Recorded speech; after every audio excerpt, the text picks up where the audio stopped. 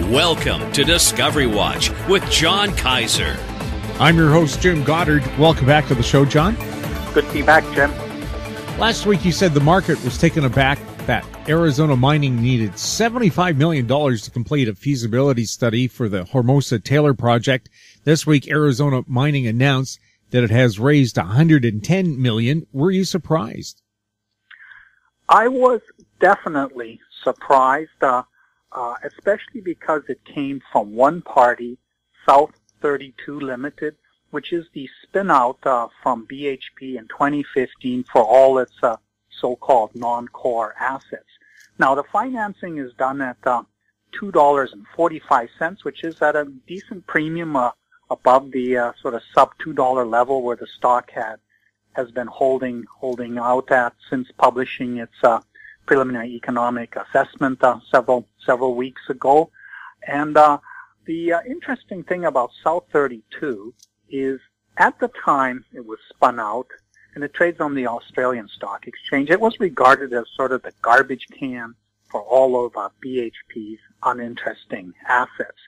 And both stocks, of course, ended up lower at the end of 2015. But since the turnaround in January of 2016, BHP has doubled in price and is now suffering a rounding top and has come under attack from Paul Singer's hedge fund, Elliott Associates, who wants them to spin out their oil assets into a separate company. Meanwhile, South 32 has tripled in price and is doing just fine, and it has a variety of different mining assets in various metals and that. And this is a producing company that needs to make a name for itself as a viable entity. And stepping in and taking this 15% investment in Arizona Mining to get a piece of the Hermosa-Taylor project, this is a very significant step because Bay Street has been sort of uneasy about where this is going. We're heading into the value trough, more delineation drilling, more upgrading of resources, going into feasibility. And it wasn't clear that, especially after they put up $36 million in early December at $3.05, that they were going to pony up this extra $75 million that the company says it needs. So a very important step. The company is now funded all the way through delivery of a feasibility study sometime in early 2019. And the stock, surprisingly, has not rallied to the $2.45 price, but that's because we are in a bit of a lull at the moment in the general market situation. We're in the sell in May and go away type of psychology. But I think by the fall, when they've started really delineating these trench veins, as well as this new area underneath the Hermosa Central resource, I think this is looking very good for Arizona Mining and its Hermosa-Taylor project.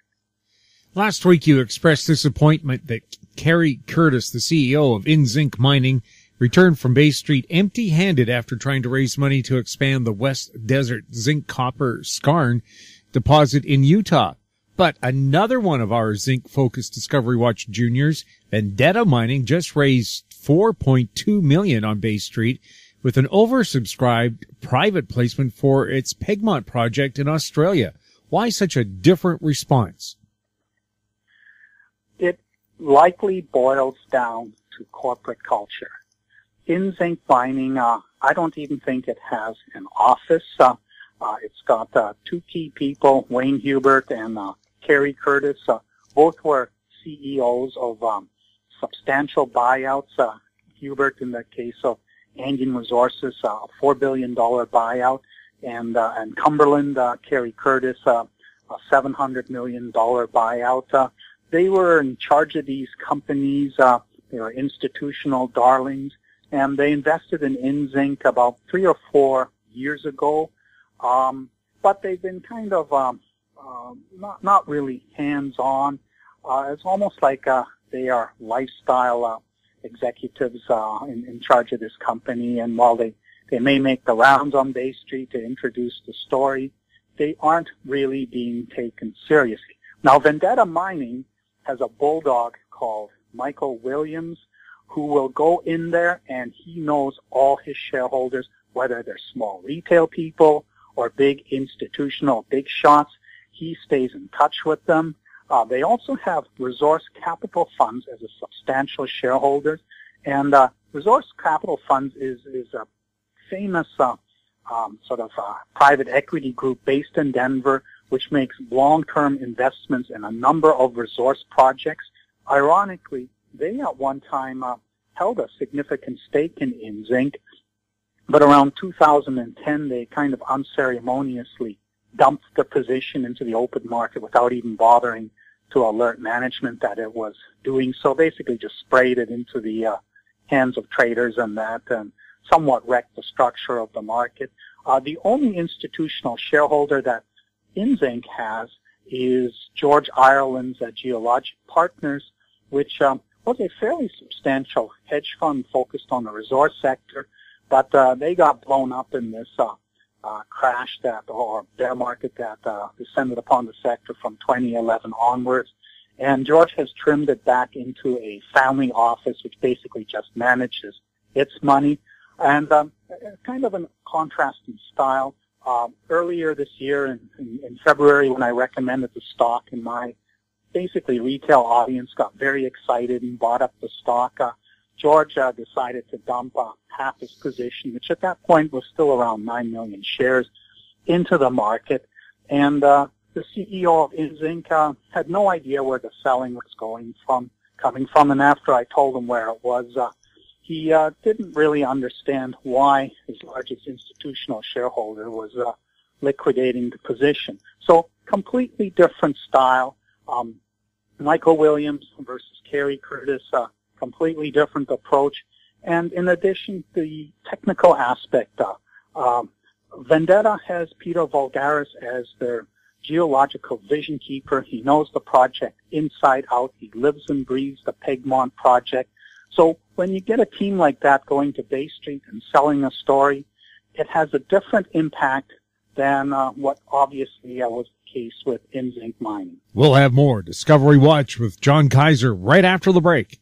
GEM International is a new diamond explorer in the richest diamond producing country in Africa, located next to the fourth largest producing diamond mine in the world. International Spotlight is on an 1109 carat diamond recently discovered in Africa by a fellow Canadian junior with a proven operator and finance team. GEM International trades on the TSX Venture Exchange, symbol GI. Visit us at gemdiamondmining.com. Lotus Ventures Inc. is a BC-based medical marijuana company poised to launch into the rapidly evolving cannabis sector.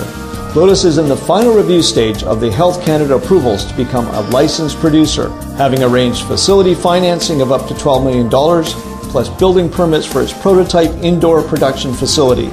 Shares trade under the symbol J on the Canadian Securities Exchange.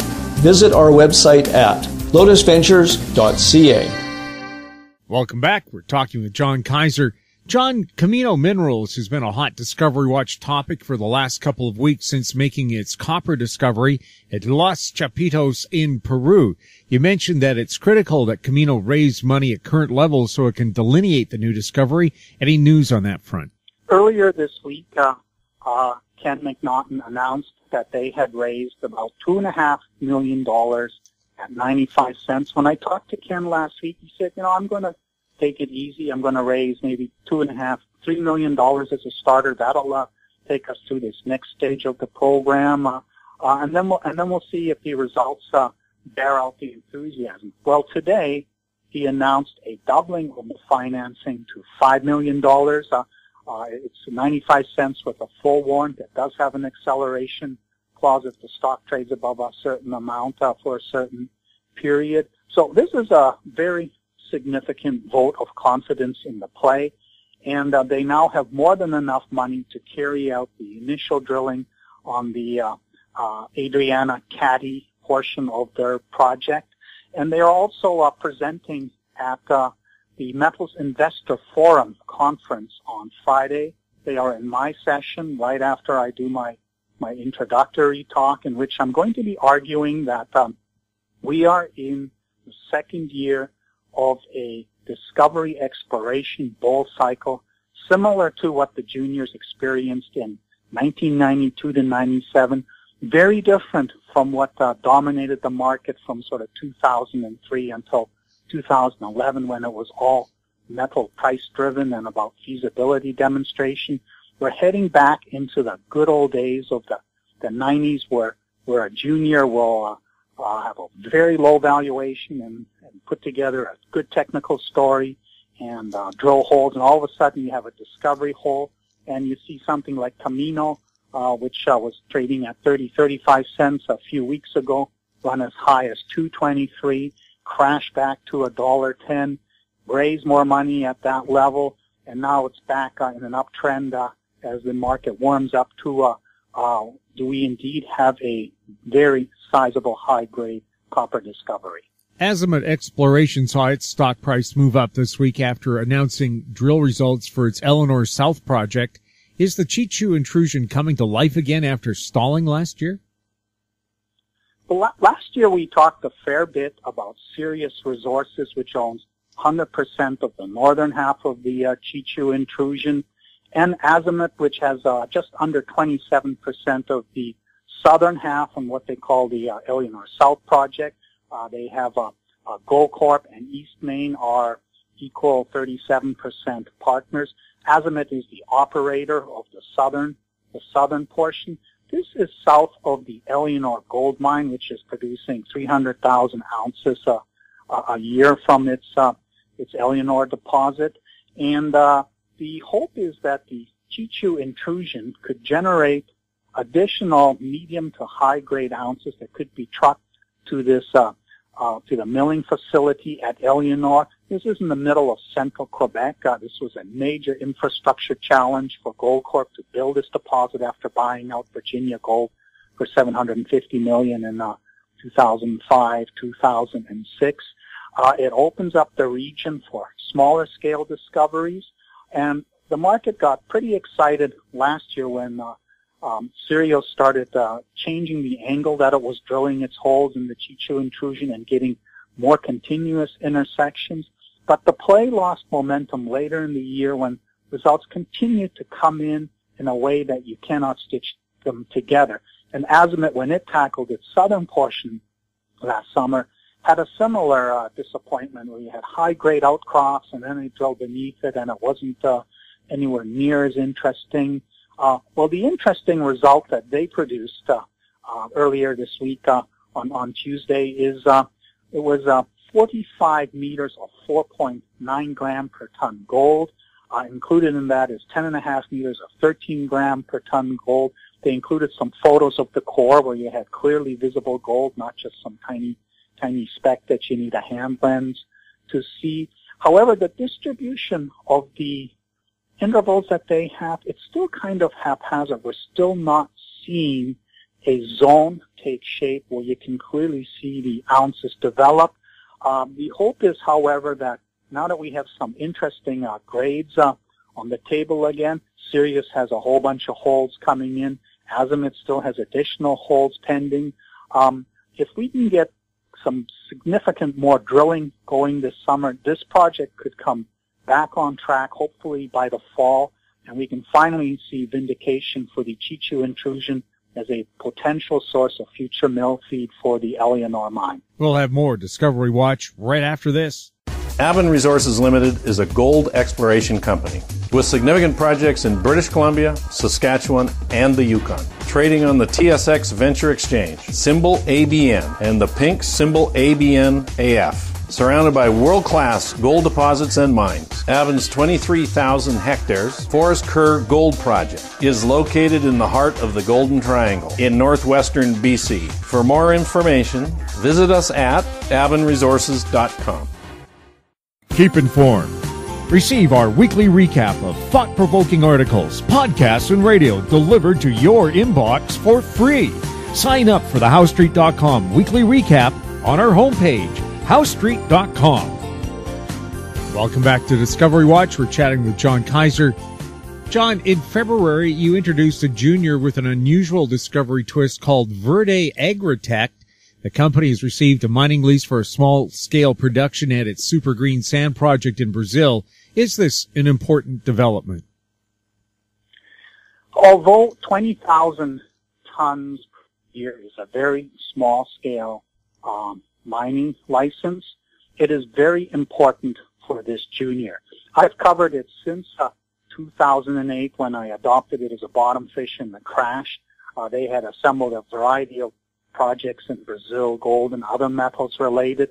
But by 2009, they had staked a very large land position of something they called the Verde slate. It's a potassium silicate rock. Looks like a slate, but it has this aquamarine color. And another word is glauconite. And it's also been called green sands in other parts of the world. What's interesting about these multi-billion-ton Brazilian deposits of glauconite is that the potassium runs to 9 to 11%. Now, that's substantially lower than the sylvanite that you mine from Saskatchewan's Potash evaporite beds, 1,000 meters deep and all that. But it is not a salt. It is a silicate. And the problem everybody has had with the silicate is that the potassium is tied up in the crystal structure and is not accessible to crops. And the company spent a fair bit of effort in the past 5 years, first exploring thermal potash, which involved crushing the Verde slate and then putting it in a rotary kiln and in a sense shattering it, heating it to chemically alter the material so that the potassium could leach out and be available to crops. And then when, because potassium chloride had gone to $1,000 a ton and was still $400, $500 a ton, they also explored a method of converting what they call the Cambridge process, converting the potassium silicate into conventional potassium chloride. Did a pre-feasibility study on this, but it was not bankable because they needed larger scale bulk pilot plant studies in order to get the kind of guarantees from the banks for the equipment. And by the time all this was said and done, potash had collapsed below $300 where this wasn't viable, and the company was back to its thermal potash story, so almost going backwards. And one of the interesting things, and this was the discovery that I pointed out in February, was that the agronomic studies that they did, the controls did actually almost as good or even better than some of the processed material. And when they investigated it closer, they became aware that in the Brazilian soil, the combination of certain sort of fluids released, secreted by the root system of crops, combining with micropopulations, were making the glauconite, breaking it down, making it available to crop uptake. And this is a big new field of study, that the microorganism populations in soils are actually converting a lot of the minerals that are in the soil naturally into the nutrients that plants need. And so they've kind of gone full circle and now just plan to scoop up the Verde slate, crush it, and then grind it with a hammer mill to smaller than 2 millimeters, and then just load it into trucks and ship it to the farmers and sell it to them for about $60 a ton. And there's probably $40-50 a ton transport cost, and introduce this as a substitute for potassium chloride, which is a salt that harms a lot of crops, and revolutionize where the Brazilian farmers get their potash from. And because this material also has other minerals in it, it is a multi-purpose type of fertilizer. And the existing infrastructure, the soils in Brazil are so acidic that they have to put lime on it already. So all the farmers already have the equipment needed to spread this material. So this 20,000-ton license will enable them to start digging up this stuff, shipping it off to the farmers, And at the same time, they've got an application for a 300,000 ton per year license on another part of their multi-billion ton holdings of this material, which they hope to get by the end of the year and be able to start utilizing by April of next year. So it is a story of showing the farmers this stuff works, getting it applied, and building it up, and eventually they could see themselves moving 25 million tons of this material and shipping it to sort of like almost a 1,000-kilometer radius in Mato Grosso and Minas Gerais, the key farming areas of Brazil. So it's a revolutionary development, and it's ironic in that they explored all these complicated metallurgical processes, and in the end discovered that with the help of Mother Nature's own mechanisms, the original rock simply ground up and distributed is as effective as putting potassium chloride into the soils, and in fact, given the particular nature of the Brazilian soils, is even a better solution than importing potassium chloride from Belarus and from Canada.